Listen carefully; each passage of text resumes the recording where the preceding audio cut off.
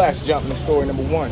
So this one right here, my man, Wicked and Wild situation. Let's rewind it a little bit real quick. So boom, I told y'all during this time we breaking their houses or whatever the case may be, and we stealing cars. We start off with the stolo. So now, how we get put on to the stolo trade is I got a homeboy named TT and I got a homeboy named Word. Now, TT, he from around my way. He from the city, but he ended up getting into a situation. Mind y'all, TT was probably like 5 years older than all of us during this time. So boom, he goes out to the county. After he get, but I believe he got detained or some bullshit happened, but he ended up going to like a little group home. He got out of that.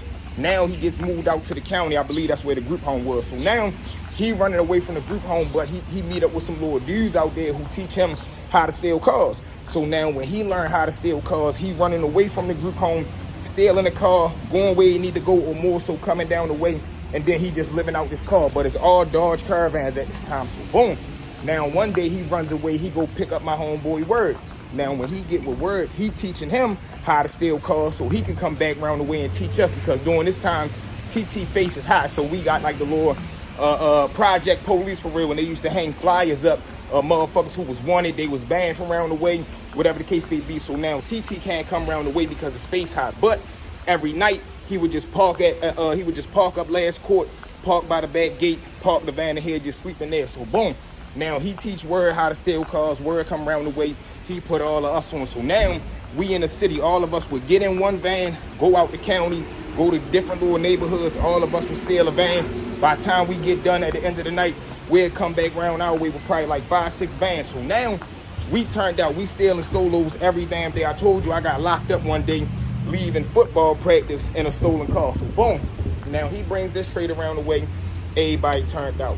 One day we end up stealing a van from probably about 2-3 blocks over from where we stay at, maybe like 5-6 blocks. So when we take the van, we brings it back around the way. Of course, we rummaging through it, going all through the car. One of my homeboys look up under the back seat. He find 2 loaded handguns. So we like, oh shit, we on. We ends up taking a joint. We go up the heights. We sell them. So now we sell both of them. Boom.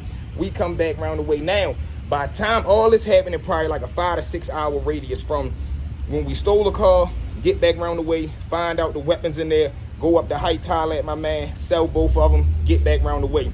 Probably like 5-6 hours then pass. So by the time we get back around my way, one of my homeboys come running up to the car. He like, yo, such and such of them just called around here and said he know y'all stole that motherfucking van. Y'all got 24 hours to bring the van back and everything that was inside of it. So now we not even knowing who we took the van from. The spot that we took the car from, it was an old head block for real. And now he must have used that van as a dummy little car. Like he just kept it parked on the block, kept the weapons in there, kept some money in there, smack in there, whatever he needed to put in there. It was just a front for real. The car worked and everything because we stole the motherfucker. So boom. Now when he called back, he like, look, hey yo, I know y'all stole that motherfucking car. Y'all got 48 hours to bring it back and everything was in it. Or y'all know what time it is. So now we sitting there. At first we lying. We like, man, we ain't take no motherfucking van. But we done already been spotted in the van. He like, man, such and such and them said they seen y'all come through the motherfucking carry out earlier. Bitch, stop lying. So now we looking at it like, man, fuck you and that van. So boom, when we hang up the phone, we go ahead and put in our mind, we not giving the van back. And we done already sold both of the joints. So him getting them back, that shit is dead. So now we sitting there like, all right, fuck him. He older than us. He probably got us by like 15, 20 years. So we thinking in our mind and in our hearts like, man, we young enough to be like his grandson or his sons or something like that. We probably like 16 at the time. So we like, man, he ain't gonna do nothing to us. Fuck him. He just trying to scare. So boom, we go ahead with our regular day throughout the day.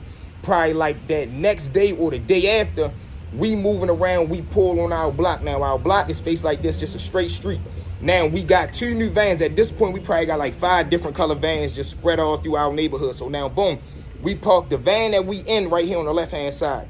The van that we stole from 2-3 blocks over, 5 blocks over, we parked that directly across from us just on the right-hand side. So boom, we in this car chilling, laid back, smoking. And the only reason we in this car is because it had a little TV in there. So everybody rolled up a blunt. We threw a movie and everybody laid back in there cooling. So boom, now probably like 2-3 hours into us chilling in the car watching movies, everybody jumping in and out the car, bipping sales, doing the 1-2. All I see is a gray CL Acura driving down the street, but it's creeping. So when we look through the rearview mirror, niggas like, man, who the fuck is that coming down the block? But it's a wide open street, so we not really tripping. We not in our projects during this time. We at the very top block. It's like a one-way street. So boom, this is where I told y'all the lookouts usually be at. So we just sitting right there chilling. The act come like creeping down, but he looking for something. They trying to spot looking for where's the van at. So boom, when they spot the van, they scoot up next to it. All you see is the passenger side window and the back seat passenger side window come down. All you see is fire coming out the window. Bang, bang, bang, bang, bang, bang, bang, bang, bang. Skirt. Woo. They pull off. Now, mind y'all, while we watching them shoot this car up, we parked in the car 2-3, like directly across the street. So we watched them air the car out for real. Boom, they pulls off. My homeboy jumps out the car. When he jumped out the car to go take off, because like I told you, this is the main street directly across from it for real.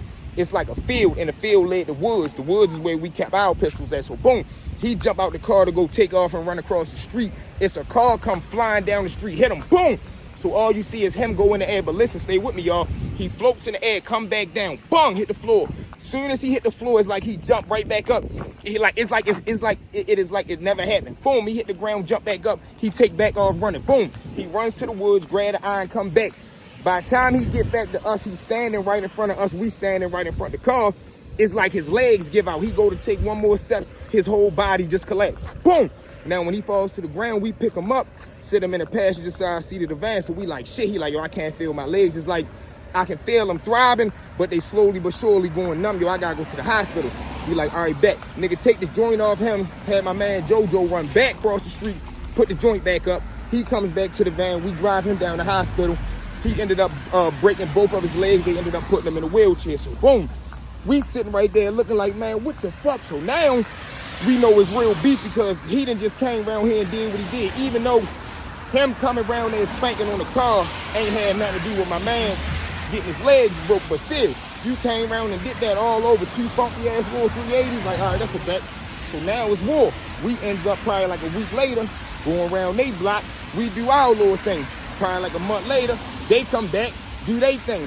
And it was an ongoing little beef, but all this shit stemmed over a funky ass 03 Dodge Caravan and 2 rusty ass 380s, man. But let's jump into story number 2.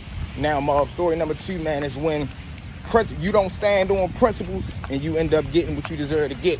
So during this time, I got a homeboy named Rob. Now, Rob, he come from a real messed up background, meaning he ain't had no father. He never knew who his father was in his life. And his mother, it was just him and her, but his mother had a real bad smack habit. So boom, she well known around the way. But so is Rob because he a hustler out there. Now, we got another homeboy outside too. We gonna call him Gator. Now, Gator, he one of them hard-headed, don't listen, he all for self type homeboys, you feel me? So boom, one day we all outside on the block chilling.